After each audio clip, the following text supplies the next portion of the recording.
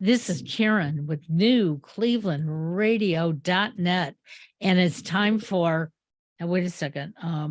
What in the World with Paul Seaburn and his sidekick, John Donalo. We're back. We are. Oh, Karen, what a great intro that I haven't heard for 3 weeks. Thank you so much. Yes, we are back. It is What in the World, everybody's favorite weird news show. I am your host, Paul Seaburn. The lovely voice you just heard was our producer, media mogul at newclevelandradio.net, Karen Hale. And somewhere in your ear or on your screen is our other co-host and Mr. Sports, John Donalo. Hey, John. Hey, Paul. Hey, Karen. It's we're back and better than ever. You believe it? Yes. Okay, that's. We'll let the listener decide on that. No bragging. That's right. No, don't hold them our standards too high. I mean, our bar is like a chalk line on the ground. So we don't. We're not trying to get too high. Enough about that. Welcome back, everybody, to What in the World. I want to say it's a special shout out to my buddy. Now I can't remember his name, down in Austin. He's a really good buddy too. He's a great friend, great old friend. That's right. He listens to us on his treadmill, so he hasn't exercised in 3 weeks. So anyway, oh boy, the brain cells are slowly but surely coming back online. But enough about that. Let's see, what do we got going here? So you're here with What in the World, everybody's favorite weird news show. Real news, sometimes strange, always funny. That's our motto. This is news that you don't hear anywhere else in the world except on What in the World. It's not mainstream news. It's not business. It's not politics. It's just weird, crazy, fun stuff that we find and we have fun talking about. So if you don't like it, stick around for a half a minute. We got another story coming right behind it. What kind of stuff do we have here this week? We've got we're coming to you from Cleveland, Ohio, by the way, Northeast Ohio.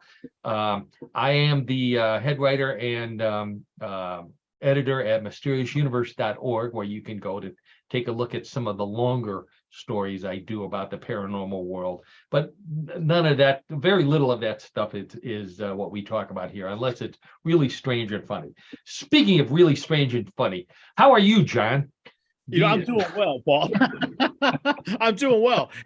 Again, I'm all geared up to have a great show because we have had a little bit of an absence. But as I said, again, I think we've got a great show that's going to keep the audience riveted and everyone interested in hearing what you have to say. Well, those of you who are regular listeners know what a big fan of Bigfoot John is. So I'm going to tell you right up front, we've got a Bigfoot story for you, John. Excellent. And this is a real foot of a Bigfoot from Minnesota. So you're going to want to stick around for that. We've got photos and everything. A beer-powered motorcycle from Minnesota. This is a great story. I talked about it on Facebook. We've got more details here on What in the World. The world's worst doctor. I found him. He's in Rome. This politician from Russia claims that the game of chess came from space aliens. So we're going to find out what his theory is there. Really strange Hall of Fame, John. This is one you might qualify for. Let's see. A sad day for hot dog people. So this is for you, Karen.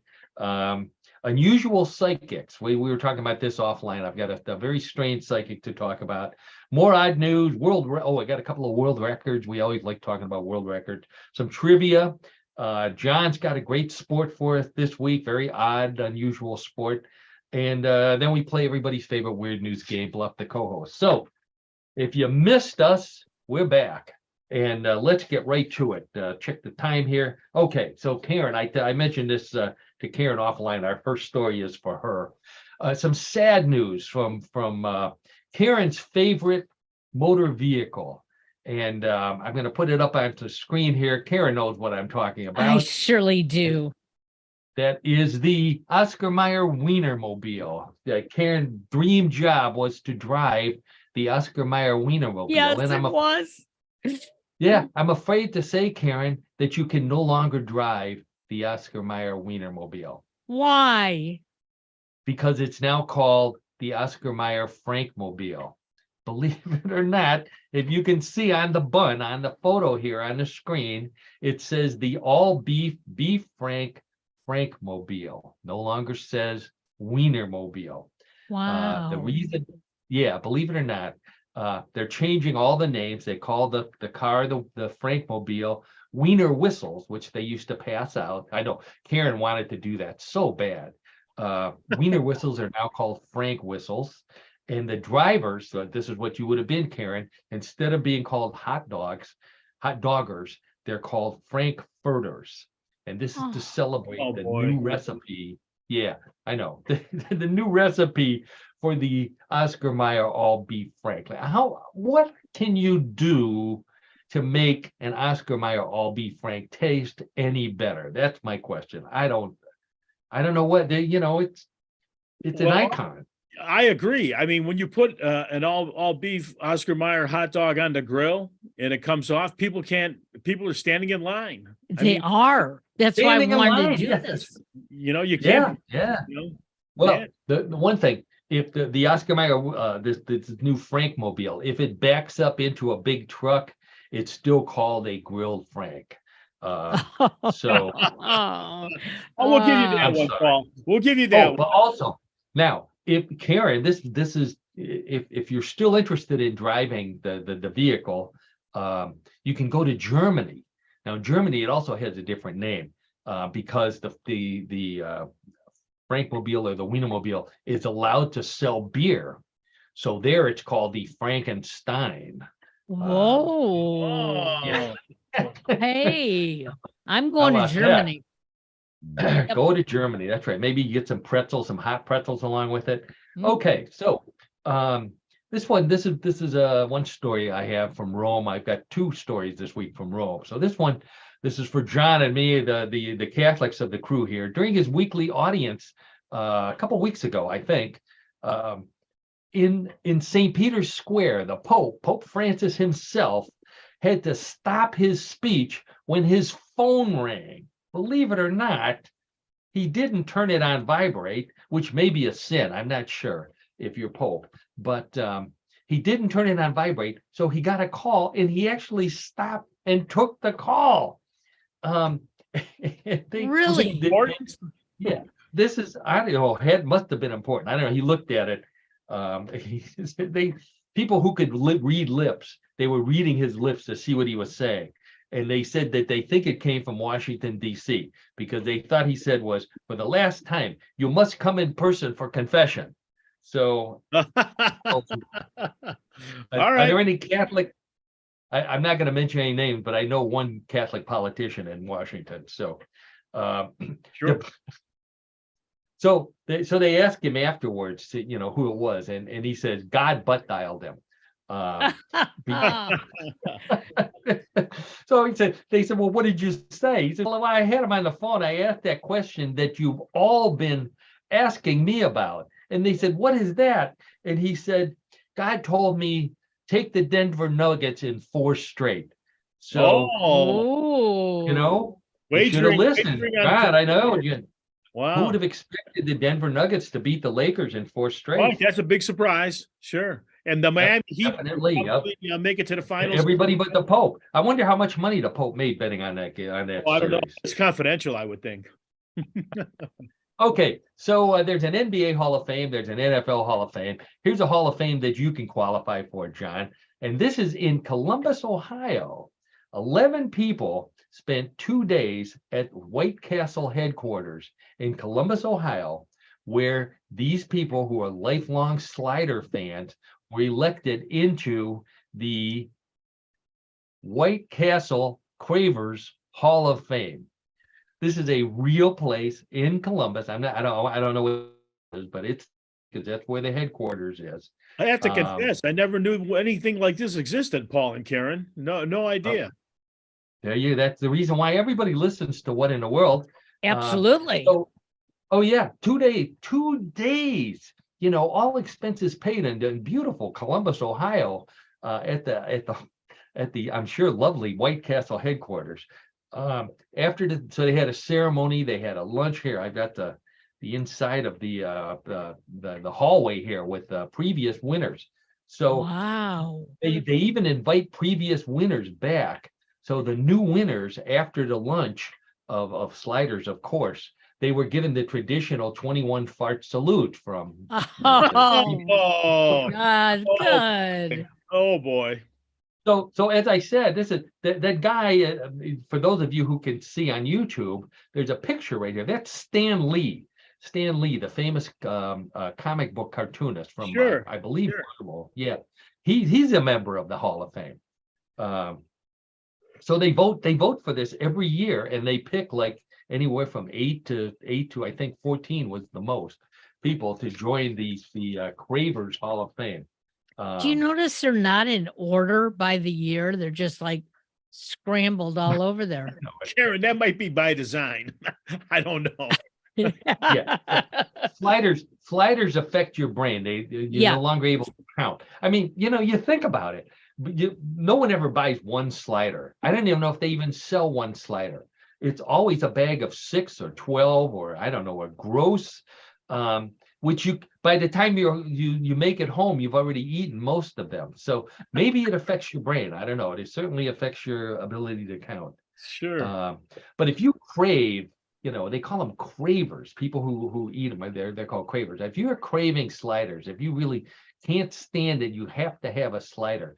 Maybe you should go to the gastroenterologist Hall of Fame, which I believe is in Akron, I think. In Akron. In Akron. In Okay. Ohio. Keep it in Ohio, everyone. All right. Someplace in Ohio. Do I have one more photo here? I think. There's the lovely winners right there. So some of them don't look like they eat sliders. They're somewhat slender. Let's put it nicely. That guy on the end, though, he's definitely a slider eater. I'm sorry, it's quite a mix of people. Look at them all. They're all different, right? Isn't it though? Yeah. You write a letter. I guess you write a letter saying why you love sliders. Kind of like getting into college. You have to write that entrance letter and impress the people. So Sure. Well, in the show notes, I am putting the link for the Hall of Fame because, I mean, it is amazing. Well, maybe we need to make a road trip. That might be fun. Hey, that would be fun. Yeah, okay. All right, so here's our first world record for the week. This one comes from Australia. Australian strongman Troy Conley Magnuson. He's so big, he has 2 names. He's 39 years old. He set a Guinness World Record when he used nothing but his muscles and his hands to move. There we go. To move one Ferris wheel, a regulation 24-car Ferris wheel. He spun it completely around once in 16 minutes and 55 seconds, breaking the previous world record for spinning Ferris wheels with nothing but muscle power. Wow. Yeah, isn't that amazing? Not surprisingly, he's been banned from Wheel of Fortune. So also Price is Right, because he went on Price is Right once and the wheel kept spinning for a week. So but can you believe that? How do you know that you're strong enough to push a Ferris wheel? That's what I wonder. That's a good point, Paul, because what do you have to do? Train to be able to do that, to eventually get? Yeah, where do you train, John? What kind of gym do you go to? I don't know. To push. Or maybe do they have a simulated Ferris wheel? Maybe when the equipment's not running or something. I don't know. At the amusement. It's on free spin. I did read that it's on free spin. So okay. But there's people on it. That was the other thing. You can't see this. I think this car has a person in a costume, but there's actually people. It's like there's one person in each car. Yeah. Amazing what people will do to get into the Hall of Fame. Okay. Or set a Guinness World Record. Okay. Or here's a guy who just likes to do stuff for fun. This is a guy in Minnesota. He's an inventor, and he invented the world's first beer-powered motorcycle. I mentioned this to John when I talked to him earlier this week, and he got all excited about this.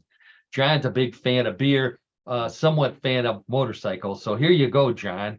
Yeah, that's real, Paul. I was trying to find some other research on this, but that's an amazing piece of equipment there.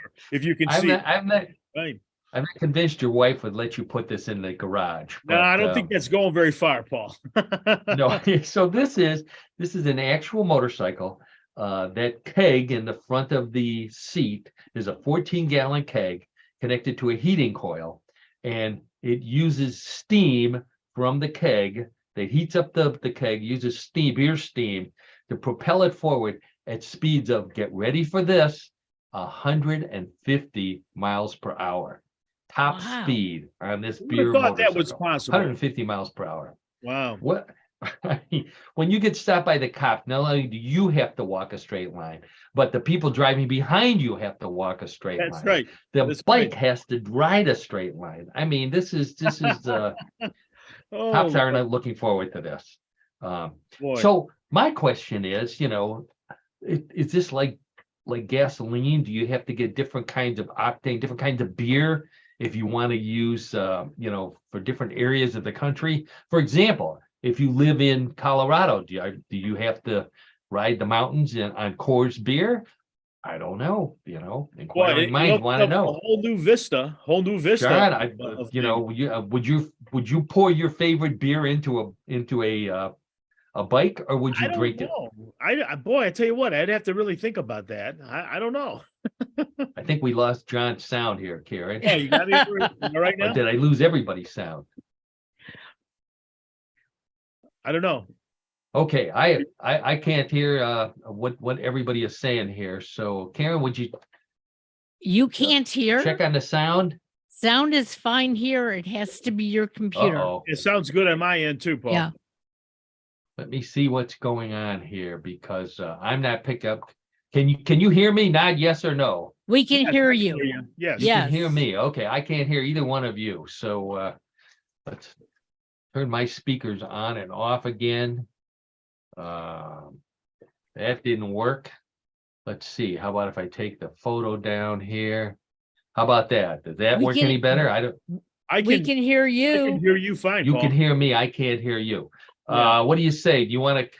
I hate to keep on going if I can't get any info. What should I should I shut down and try starting up again? Why don't we do that? Or you Well, wanna we just can keep on going? We will stay on. You just shut down. Oh, that's good. And we'll thinking. talk about Okay. you.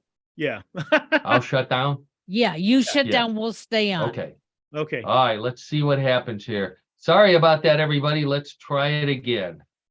That's the artificial intelligence that is taking over for today. Karen, that might be it. That's a portent of things to come, maybe, huh? Yeah, that's Yeah, or really. maybe it's White Castle.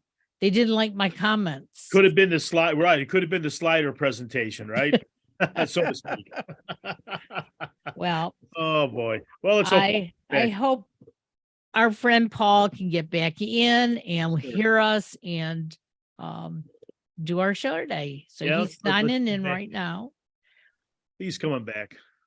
There we go. I can hear John. Can you hear us? Yes, I can hear everybody. Oh, how Good. wonderful. We're back together again. Very Yep. good. So it's some kind of technical weenie. It was the artificial intelligence. No, I bet you it's the Oscar Mayer people. They were upset with us for Ah, making their maybe. Frankenmobile or whatever it's called nowadays. Karen thought it might have been White Castle of the Or slide. wait, Yeah. There could be a couple culprits out there. You never know. wait, that's right. Okay, so we talked about our beer motorcycle here. Let's see what we've got with the pet psychic. This is an interesting story out of Maine. This lady is a pet psychic. She calls herself the Dr. Doolittle medium because she talks to pets, in particular pets who have passed over the Rainbow Bridge. Wow. Helps their owners get closure after they pass. And she says that pets can tune into our emotions and they're psychic themselves. So, I'm thinking, geez, if you're a psychic and you can hear dead animals, it must be terrible when you go to the bathroom and you hear all these thousands of goldfish crying because Never thought of it, Paul, to be honest. Or worse, John, you're out on your walk in the morning and you go to a busy street and you walk across and all those dead squirrels are screaming. Oh, Look. no. Oh, Oh, my, yeah, right. That Yeah, would be I know. something. Oh, boy. I was interestingly, I had a radio show when I lived in Houston for a short time, and I interviewed a pet psychic down there. And at that time, I had a pet bird. I had a cockatiel. His name was Barry. And so I asked her if she could. He was still alive, but she claimed she could talk to him. So she told me that Barry was mad at me because I moved his cage. So I said, well, you tell Barry that I've got this little vacuum cleaner that I'm going to give him, and he can sweep up his own seat if he doesn't like where I moved his cage. Put him to work. That's right. Put him to work. Yeah, come on. So I was wondering how human psychics, human psychics talk to the beyond using tarot cards. I wondered what pet psychics use to communicate, say, for example, with birds. Turns out what they use are sparrow cards. oh, Oh, hang on, oh. get that rim shot ready. I asked one psychic, and I should ask you, I don't know about John. Karen, have you ever used a Ouija board? Well, we played it when we were kids, but we knew it was fake. Oh, okay. John, how about you? Yeah, I'm with Karen on that. When we were younger, a lot younger, we used to play it. But yeah, that's the extent of it. Yeah. Well, it's people issue warnings all the time. I've done stories about this where people claim they've communicated with demons and the beyond using a Ouija board. It's gotten so popular though that the Ouija boards have become specialized. For example, you don't use a Ouija board if you want to talk to a window washer who passed over. You use a squeegee board.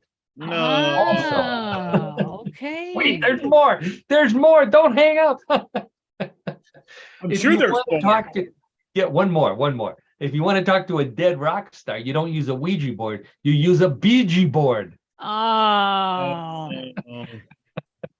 that was a good reference. Paul, I was keeping the show going. It's good. There you go. That's right. Every once in a while I do a couple just for myself there. There you go. Okay. So now these are cool. This is every once in a while I have some news items that are that you will see someplace else, but they're just so cool that we have to talk about them on What in the World. And these are strange animals. So the first one comes from Australia, and let's see if I can get my photo back up here. Okay, here's our beer motorcycle. Now this next photo is an albino echidna. Wow. Now an echidna is kind of like looks kind of like a porcupine, and they're Sure. normally dark.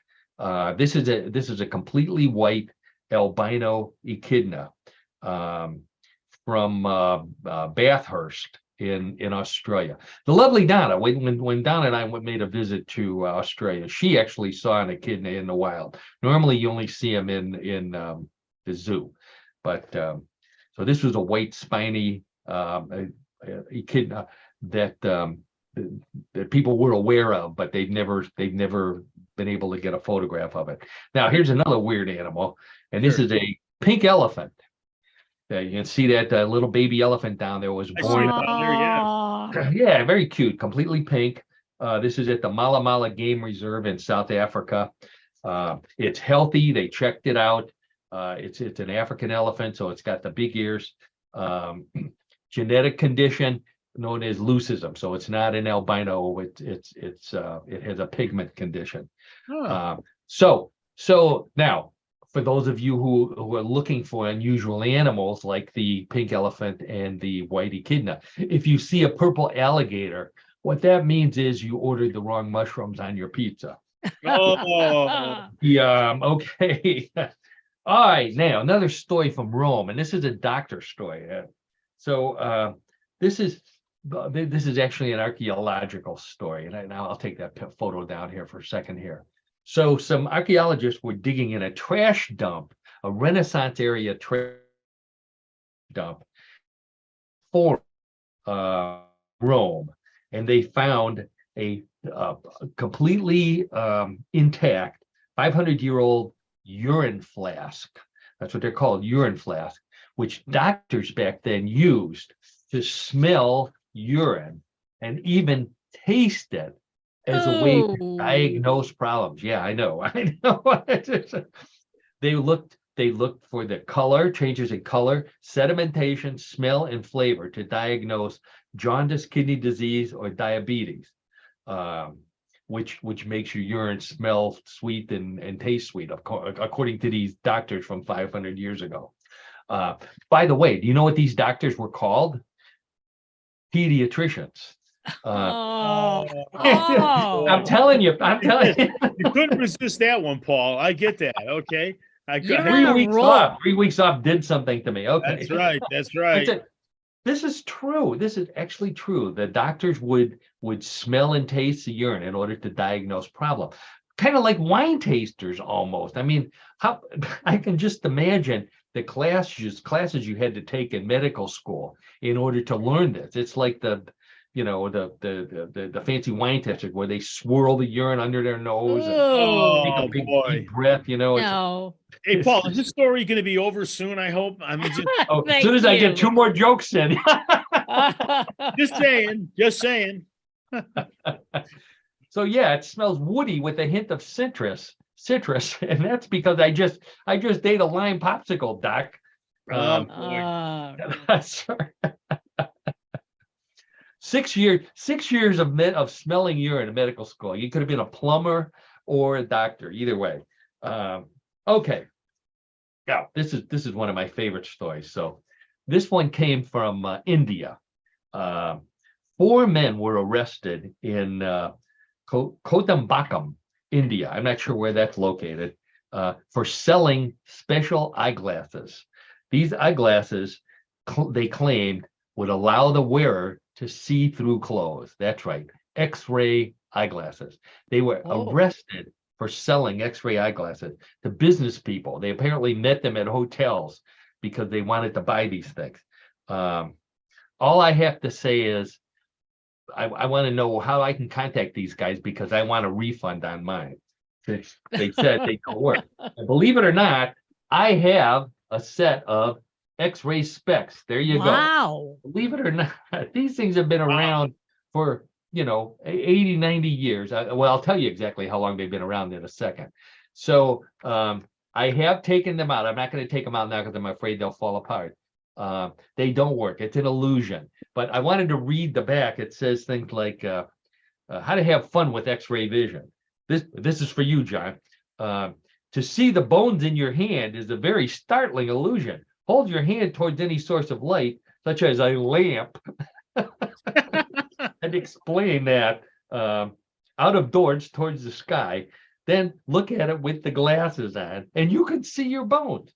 But who cares? We want to know how to see through clothing, right? So that was the main reason people would get those glasses.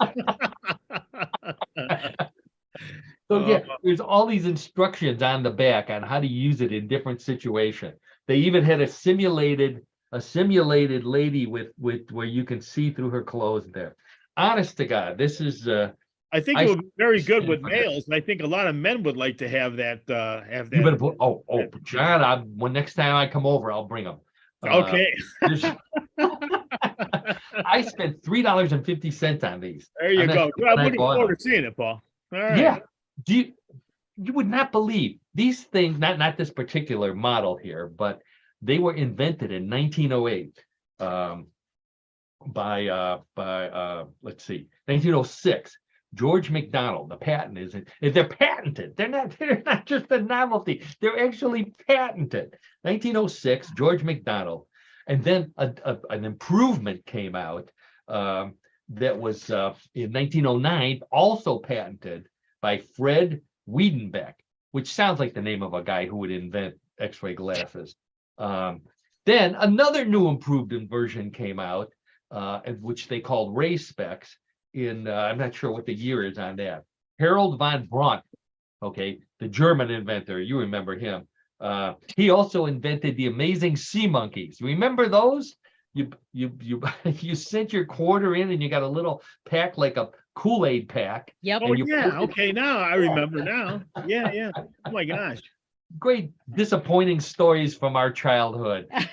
Hey, they're still alive, Paul and Karen. They're still alive. That's good. Okay. All right. So this is the story John's been waiting for, and that is the best Bigfoot story I have seen in years of reporting on Bigfoot. Oh, I'm all ears on this one. Let's see what yeah, we. yeah. Okay. So this one comes from Canada, where workers at a camp near Alexis Creek in British Columbia found this, and I'll just put the photo up here while we talk about it. So this is at a camp in British Columbia. They didn't find an albino elephant. They found this, a Bigfoot foot. Now, let's talk for a minute here, Karen. So they said this is a big, hairy, human-like foot that they believe was from a Sasquatch, possibly a young Sasquatch. It's not real big. Here's a picture of it next to a foot, a human hand. There you go, a human hand. But they said it looks more like a foot than a hand from a Bigfoot. So Bigfoot fans around the country, at least around North America, went wild when they saw this. This is finally the proof. Plus, it's a clear photograph. We've got DNA. They said it may have even stepped in some Bigfoot poop. So you've got even that. Oh, More wow. information that I need to know on that, Paul. I know. So they're looking for tracks. They're looking for tracks because this is now a one-footed Bigfoot. So they're hoping to find, they were looking for like one hopping track or maybe a Bigfoot on crutches, something of that nature. They were already planning to reclassify it if there's a one-footed Bigfoot, which would be a Bigfootless. Or a stump I squatch. have a question here, Paul. So this is for real. No, John, this is for real. This was on the internet. They were passing around saying this was a Bigfoot foot until Jeff Muldrum, who Bigfoot lovers know is the nation's leading Bigfoot expert. He's a professor of anthropology and anatomy at Idaho State University. He examined it and he said this is positively the left hind foot of a bear. So you got us all worked up here, Paul. It's a bear. It's not Bigfoot. No. A bear has long toes like that? Yeah.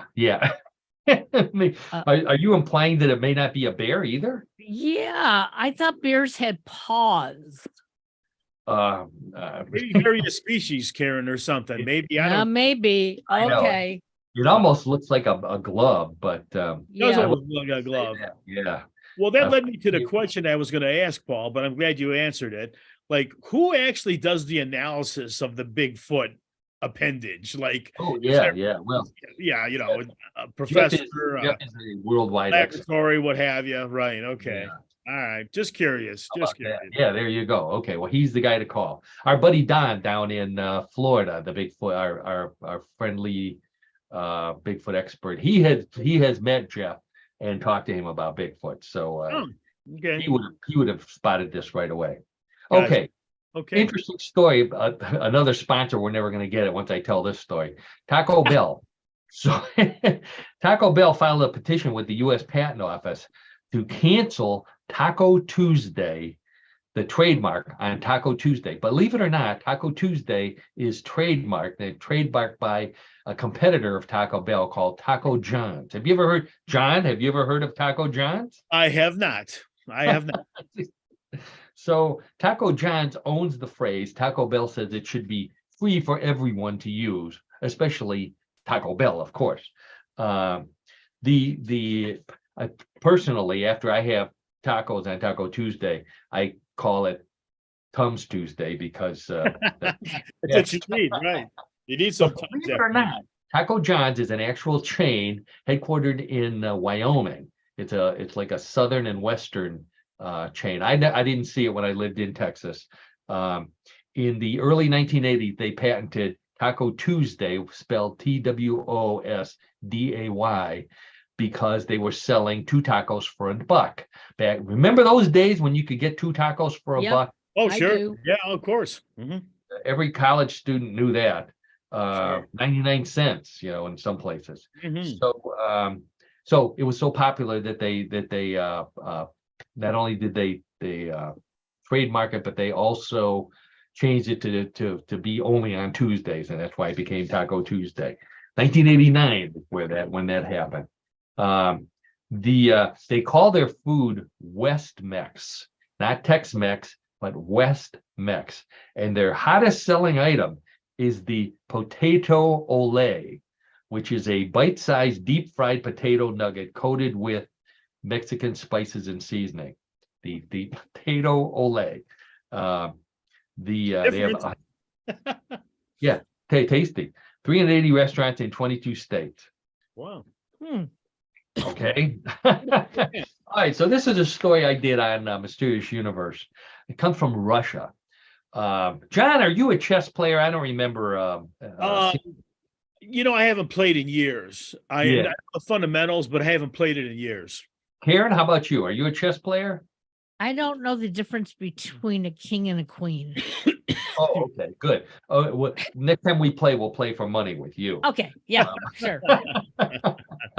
So this comes from Russia. Now, this guy, Kursan, and I'm only gonna say his name once because I'm gonna mispronounce it.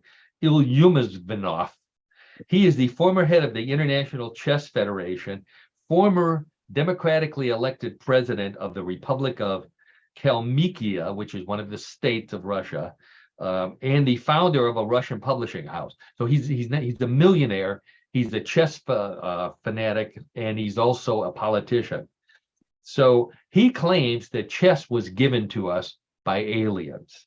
Yeah, he says that it's the only way to explain why chess appeared in the 5th century all over the world. All of a sudden, it was in India, it was in South America, it was in all these different places, all with the same rules, and yet there was very little travel. Obviously, there were no airplanes or boats between them. So the only way he can explain it is by that it was from aliens. And as proof, he says he knows this for a fact because in 1997 he was abducted by aliens. Oh, and taken, boy. Yeah, he'd taken into their spaceship and taken to their home planet, which he wouldn't reveal where it was, Chesatopia or someplace. And he says, so he asked them about it. Why didn't they give us something a little more sophisticated than chess? And this is an exact quote. He said, the alien said to me, well, you don't communicate with ant. Your level of civilization has not matured yet. So that's the best they can do. That they gave us chess. They're not going to give us anything else. Okay, that's good that we know that. Yeah, I guess. If you ask me, if there is a sport or a game that was given to us by aliens, I would pick Twister as the game. Because if I were an alien going to another planet, what I'd like to do is give the residents something that makes them have fun sniffing each other's butts. Because that's pretty much all. I never looked at it that way, Paul. Never thought of it that Wow. way. Okay. Oh, the aliens are sitting up there in their spaceships, looking down, laughing their giant heads off at all these people playing Twister with their butts up in the air and yelling, Oh, my. right foot red, and that's what I think like an alien. So John, here's a guy. I think this is the other thing, John. I think many of your sports came from aliens. I mean, cheese rolling. What human would invent cheese rolling? I think that came from aliens. Well, I'll tell you what, it's very hard to think that a human would have come up with that. I mean, and there's all these other ones that we've had, Quidditch, and we've had the outhouse racing. Yeah. Outhouse racing, underwater ironing. I mean, we've had, we run the gamut with that for sure. So anyway, there you go. We certainly have. All right, so another world record for us here. This one comes from New Mexico, and I've got a photo here, so because it's hard to believe. Woman in New Mexico set a Guinness World Record for the largest foot rotation female division. So let me put the picture up here. There is the largest foot rotation Bigfoot division. There's Taco John's right there, in case you didn't believe that we were talking about a real store. Okay, here's the lady. Now, Ooh. can't see. This is a fairly tall lady. She has one foot pointed forward and pointed completely backwards. She has twisted her foot around almost 180 degrees so that she could be coming and going at the same time. I don't know how else to describe it, John. That's a great description, Paul. Yeah, and she learned it while she was figure skating. She's trying to. She must have been doing a figure 88 or something. Like that. Wow, how do you do that? I don't know. I just turned my foot this way. Really? Is there anything that would be a benefit to being able to do something like this, you may ask? And the answer is you can kick yourself in the butt. Ooh. What else can you Yeah. do? Kung A lot Fu of different movie. usages today, Paul, of things that we're seeing. A lot of There different. you go. Well, now I think she could do Kung Fu movies. She could kick the guy behind her and the guy in front Oh of her. yeah, yeah. Without splicing the film, without doing it in one motion. Right. Bruce Lee, Yeah. she could call herself, or some Something name. like that. But the real question here, John and Karen and everybody out there in podcast land, is how drunk do you have to be to sit and think, I wonder how far around I can twist my foot? That's the question, because obviously, unless you're trying to impress aliens, no one does this for fun. Twist your I foot would around. hope not. Yeah, I would hope not too. Jeez. I don't think so. All right. Speaking of drunk, this is this is another one. So there's a beer company there in California that teamed up with a local recycling company, a water recycling company. And what they do is they take gray water. Gray water is the water that comes from your shower or your sink, not from the toilet, but the other kind of water from your bathroom. And they took it from a 40-story apartment building in San Francisco, and they turned it into a beer. Ooh. I know. No. Here it is right here. It's called Epic One Water Brew, which they say tastes crisp and drinkable. Oh. Crisp and drinkable. Says on the can, made with purified recycled water. There's a picture, a drawing of the apartment building on there in case you want to go visit it. I just have to say, Paul and John, there are some people who do other things in their shower. Well, Yeah, I would agree on that one, Karen. Oh, Yeah. this, Oh this boy. this would make it a perpetual motion machine, because you would just keep going over and over again. That cycle would keep on going. If you kept drinking that beer and doing what you're implying, you would just keep a perpetual motion machine going. Oh, This They're is the kind gonna of have a beer. I think you're fired, Paul. I think they're going to have to get a good PR team to really sell this product. That's what How I do you, can tell you. I know. This is this is the kind of beer you have to be drunk to drink. You know? Yes. Yeah. Like Pabst Blue Ribbon, maybe. Or when you run out of Pabst, you look in the refrigerator and all you have is, hey, wastewater beer. How about that? Oh, boy. They're working on a low-cal version, of course, with using Of for course, yeah. So Uh, all right.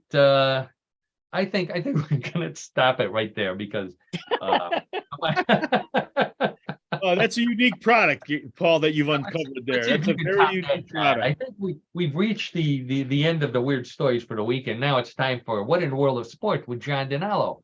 I'll take that beer photo down here for a second. So every week I ask my old friend John, who is a resident expert on all sports of all kind, trivia of all nature. I ask him to find us a sport that would fit the theme of What in the World. Real sport, sometimes strange, always funny. Sometimes he finds them that fit all that criteria. I also ask him, maybe find one that we could play, or we could form a team and become sports moguls and rich and not do the podcast anymore. And everybody And says, finally no, retire. don't do Right, that. finally retire without any financial considerations. There you go. Yeah, there you go. That's it. So John always manages to find something strange, and he's got another strange sport for us this week. strange in a different way of strange. So why don't you explain your sport, John, while I line up your photos? Oh, that sounds good, Paul. Yeah, this is kind of an interesting sport, folks. I think you're going to enjoy this one. So, our sport this week is actually one of the 4 sports that each sport uses the same ball. And Oh. that ball has a name that sounds like it should come with a list of possible side effects. It's Slyotar. Let me present it again. Slyotar. Now, what? While it doesn't relieve headache pain or other pains that you might encounter, it could give you some of the. It could give you some, as the Slyotar is a hard, solid sphere, slightly larger than a tennis ball, and it's made up of a core covered by 2 pieces of leather that are stitched together. It resembles a baseball, but the Slyotar has a much more pronounced stitching. The ball, the Slyotar, Paul's as displayed here, right, it's used in 4 Gaelic games. So it's played in the United Kingdom. And these games are also called Slyotar games and sound like what happens if you get hit in the head with a Slyotar. Hurling, rounders, shinty, and camogie. Now, Karen, I think I had that last one. Wait I a still minute. have some Wait a second cringe there. in it. Wait, this is important. The governing body that oversees them is the Gaelic Athletic Association. The most popular of these games of the 4 is hurling. And so we're going to focus on hurling today. We can cover those other 3 sports another time. Not shinty, not shinty. I wanted to hear about shinty or camogie. Yeah, Camogie, I mean, that sounds like it's an Italian dish, if you ask me. Okay, let's it focus doesn't on sound like a sport, that's for darn sure. Okay, so in top-level hurling competitions, the Slyotar must be between 2.7 inches and 2.8 inches in diameter, has to weigh between 3.9 and 4.0 ounces, and be covered with a laminated coating of no more than, get this, 0.115 millimeters. Jeez. So that's why the association keeps a track on what balls are being used in the competition. Oh, yeah. Also, this is very important. Slyotars, each of them must carry the GAA seal of approval. If those balls are not used in the competition, then it's not an official game. Not official hurling. Oh, somewhat similar to baseball. You know, we have, you know, the Major League Baseball has not the size of a tennis ball, but looks more like a baseball. Sure. Yeah. Now, you may find this hard to believe. Hurling is older than the country of Ireland itself. Wow. It dates back to the 5th century. And while the 18th century is called the golden age of hurling, the modern era began when in 1879, with a formal written set of rules by the, yes, you guessed it, Irish Hurling Union at Trinity College in Dublin, and the design of a standard Slyotar. So there's been a lot of thought that goes into this, and sure. Yeah, obviously. Okay, so the matches, they last up to 70 minutes or 30 minutes per half, and they're played on fields about the size of a rugby pitch, and there's 15 players on each team. Wow. So you have 1 goalkeeper, you have 6 defensive players, you have 2 midfield players, and 6 offensive players. So this lends itself to a lot of strategy when you think of it. When you have this many competitors on the field at the same time, everyone's got to know what they're doing. I don't know if this guy does, but you know, that's kind of what the idea is. So there's 30 people on the field. That's exactly right. Has a thick wooden stick, looks like a miniature hockey stick. Yes. And balls that are rock hard laminated balls. So there's 30 people running around. Of course, you need at least a rule like don't kill each other. I mean, Yeah, well, right. Well, yeah. Well, you're Apparently- leading right up to the next point here, Paul. So yeah. the slyotar cannot be picked up from the ground with the hand. As you Oh. said, players use a stick which is called the hurley. And then the hurley can roll, jab, lift, or flick the slyotar into the hand. So It's there's almost like lacrosse. yeah, A little right. bit That's like a good lacrosse. Yeah, comparison, it is. Karen. It's Yeah. like Okay. a lot of hand-to-eye coordination. Now, the slyotar can then be caught while in the air or bouncing along the ground, but it can be transferred to the hand no more than twice. So there's strict rules here that have to be followed to make sure that happens. Now, if the slyotar, as in this case, touches the ground, the count has to be reset. And while it can be kicked, the slyotar under no circumstance can be thrown. Wow. Now, That'd be tough. Yeah. when it comes to scoring, a goal is scored when the slyotar is hit under the crossbar of the goalpost and into the goal. A goal is worth 3 points.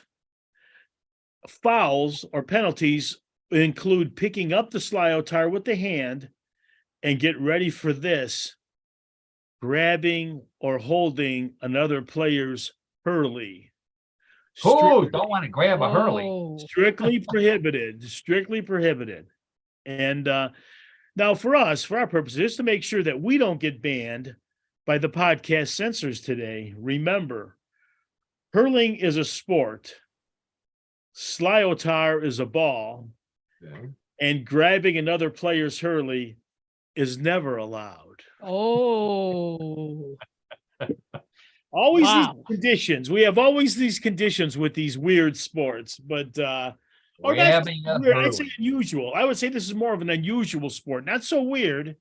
Kind of makes sense to me, but it's unusual. Yeah. Karen, I think Karen said it. It's a little bit like lacrosse, a little bit like hockey.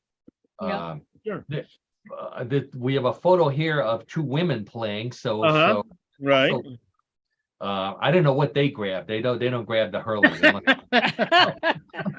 Well, it's clear that you have to have athletic ability to compete in this sport, and I'm sorry to say that might leave us out, folks. But I think so. Yeah. This is a local tournament winner here. They have a nice cup. They have a nice cup here. And this one here, though, this is the World Championship, the Gaelic, the GAA All Ireland Senior Champion. Very nice looking trophy there. sure. That goes to the winners. So It so it's says a big football sport, on it. big sport in Yeah. England. Mhm. So I think maybe in our younger days we might have been able to play something like this. I looked to see if John and I went to college together. We were in a fraternity together. We played on all of our fraternity teams together. And quite often, even though he doesn't remember, we played in a lot of these sports. I could not find a record anywhere of us playing slyotar. Am I pronouncing that correctly? That's correct, Paul. Yeah, slyotar. Nor could I find either one of us grabbing a hurley, although I have a feeling that we may have done that. Yeah, that might have happened back in the day. But we did do plenty of hurling, if I'm not mistaken. And I did have photos of that, which are not suitable for the podcast. So I do have an incredible simulation right here of Ah. On more than one occasion, I think, Paul. I think on more than one occasion. I'm gonna have to say that was pretty accurate there. So let's say, yeah, the goal was a porcelain goal. Let's leave it at that. For those of you who can't see the photo, we'll just leave it at that. We scored by getting it into the porcelain goal. There it is. There it is. And on that note, thank you, John Donalo, for a great sport. We'll call it hurling because we can't pronounce the ball. And remember, kids, don't grab your hurley. That's always a bad thing to do. So, all right. Knows if you've listened to the show before, when we're at the end of John's What in the World of Sports, that means it's time for Bluff the Co-host, everybody's favorite weird news game. rules for Bluff the Co-host. We don't need a commissioner or anything like that. They're real simple. 3 stories similar to the ones we've been talking about all afternoon. One big difference. Those stories were real. These may be real. They may be a bluff, and it's up to Karen, John, and those of you playing at home. The real game out. Place your bets. Karen and John, hands on the buzzer. Let's get right to story number 1. If you like to sit at home and watch the Loch Ness 24-hour webcams, hoping you'll see the Loch Ness Monster, the official Loch Ness Monster Sightings Register has some bad news for you. Starting this month, it will only accept videos that show a clear image of the monster's face. That includes eyes, nose, mouth, and anything it might be eating at the time. The register said it is tired of getting videos of logs or windsurfers on logs, and this will eliminate all of those. People who come to Scotland themselves and stand on the shore with their iPhones will get a break, but they could be next. The register says there is no truth to the rumor that there is a $1,000 prize for any photo showing the Loch Ness Monster smiling. Okay, so the official Loch Ness Monster Sightings Register will no longer accept videos from the webcam unless it shows the Loch Ness Monster's face. What do you say, Karen? Real or bluff? Boy, this is a story we talked about on the show many times, so this is going to be a tough one. It makes sense that you want to see exactly what Loch Ness Monster looks like, but this is such a great legend. I don't think they can do that. That would just hurt the whole thing. So I'm going to say this is a bluff. Oh, okay. Karen says it's a bluff. Loyal Loch Ness Monster fan there. Okay, John, how about you? I'm torn on this one, but I'm going to say that it's true. I think that technology moves ahead, and even though it's legend, it relates to a significant legend, obviously. They're trying to put some standards in, so I'm going to say it's true. Okay, so John says that it's true that the Loch Ness Monster Registry will only accept videos showing in clear, precise form the Loch Ness Monster's face, whereas Karen says that's a bluff. Don't mess with the Loch Ness Monster. Let's check with the judges, and the judges say, congratulations, John, that is a real story. That's quote here.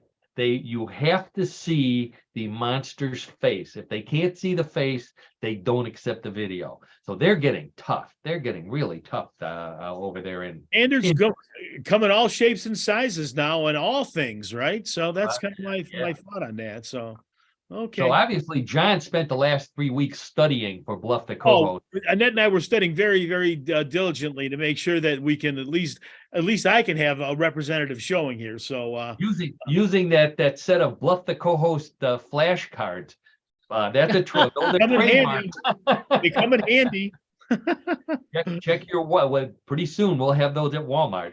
Okay, so John is ahead 1-0. Let's get to story number 2.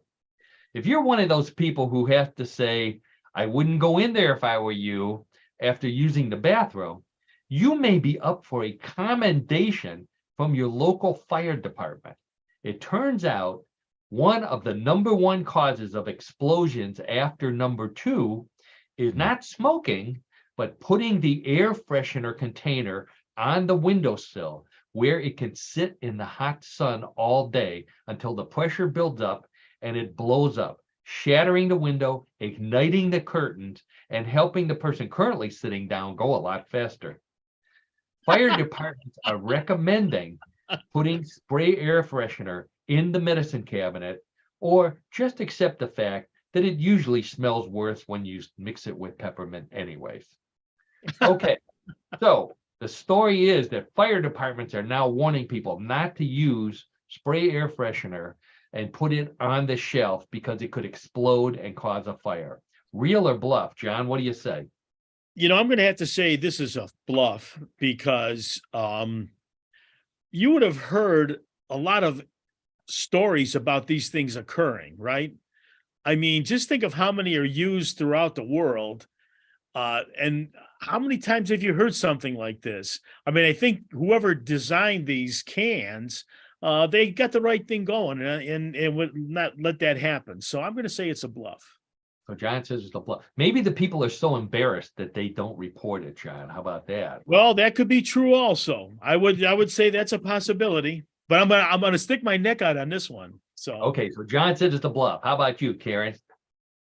Yeah, I have to agree because my whole life there's been these canisters in the bathroom and none of them have exploded so far. So I'm gonna say I'm gonna agree with him. Yep.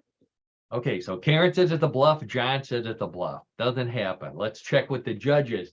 And the judges say, sorry, that's a real story. Oh, Oh, give me a my God. break. Fire really? departments are warning about it. That's Oh right. my Yeah. gosh, this I know, is hard to believe, isn't it? well. I'll use the phrase "it's news to me." Yeah, I like that. Never seen it, Paul, or never. They'll leave it at that. Never seen it. Let's put it that way. Never seen one, and you hope you don't. You hope you That's right. I don't. hope I don't see that. That's right. John, you're one of those I wouldn't go in there if I were you guys anyway. So I'm sure that's not going to happen at your house. Well, that's right. That's true. Plus, you don't have a window in all of your bathrooms. So Right, that's true too. Yeah, pretty- just in one of them. The other ones all have windows. Just one does not. So okay, so John is still ahead, 1-0. Let's but points are doubled in round number 3, so Karen could come back. So let's get right to story number 3. When it comes to presidential memorabilia, nobody outsells President Lincoln. For proof, last week an auction house in Springfield, Illinois, sold an unused chapstick belonging to Lincoln for $100,000. No, it wasn't a real chapstick, but it was Lincoln's lip balm. Honest Abe liked to keep his lips moist before speeches by rubbing them with a special resin from a tree in his hometown, and a small tin of it was discovered in an unmarked box at the Lincoln Museum. Historians are now hoping to find the long-rumored can of local beard wax Lincoln had specially made from the wax of Springfield bees. Okay, so the auction of lip balm made from resin in Abraham Lincoln's hometown, $100,000. What do you say, Karen? Real or bluff? You got some really good stories this week. I'm gonna say it's real. Why not? That's Why where my not? brain went. Good enough Yep. logic for me. Yep. Karen says it's real. John, how about you? I'm going to say it's true also. And kind of going on the approach that you had said, Paul, or the theory that, not theory, but the fact that so much memorabilia is centers around, President Lincoln. So I can see this happening. So I'm going to say it's true. All right, wow. So John says it's true. Karen says it's true. I know John is a big memorabilia collector. Would you spend $100,000 on lip balm from, let's say, from the late Jim Brown? How about that? No, I can't. I can honestly say that would be something that would not get approved. So I wouldn't. I would not even try to venture that one. That one's going nowhere. Okay, so both Karen and John say it's true that someone paid $100,000 for Abraham Lincoln's lip balm. Let's check with the judges. And the judges say, are you serious? There's no such thing as Abraham Lincoln's lip balm. That was a bluff. Oh, boy, we had a tough showing here, Karen. This has been Yeah. Sorry. a tough show. We got one right. Oh, yeah, I have to. I mean, it's Do I have to right. dumb it down for you now, John? Is that what you're saying? No. Don't dumb down what in the Make them world? as Oh, difficult no. as make them as difficult as you always have. We'll be back next week. We'll be back next week. Even though we had a bad showing today, we'll be back. There you go. There you go. All right. Well, I want to make sure everybody knows John won Bluff the Coast this week, 1-0. So way to go, John. He did. As always. Yep. Thank you, Karen, for your hosting, for producing, and for all you do at newclevelandradio.net. We really do appreciate it. All of you out there, please visit newclevelandradio.net. That's where you can listen to us, download us, find a link to us at YouTube. Please go to all those places, like us, follow us, and do all that good stuff so we know that you're out there. John, thank you for everything you do at What in the World and with the sports and trivia and being a great guy and putting up with my nonsense as always. Thanks, Paul and Karen. It's always a good part of the week for me. Always something to look forward to. So I'm sure we'll have a great show next week also. Absolutely. Oh, we always do. And I want to do a makeup shout out to my buddy Mark down in Austin. My brain fart finally ended and I remembered his name. So Mark, I hope you're having had a good workout today. And I think on that note, we will definitely all, as far as, we know we will be back next week with another great What in the World, same time, same place. So on that note, I say goodbye. Bye, And I'm everybody. going Have a good back week. to the space station right now. So it's been a great day. Oh.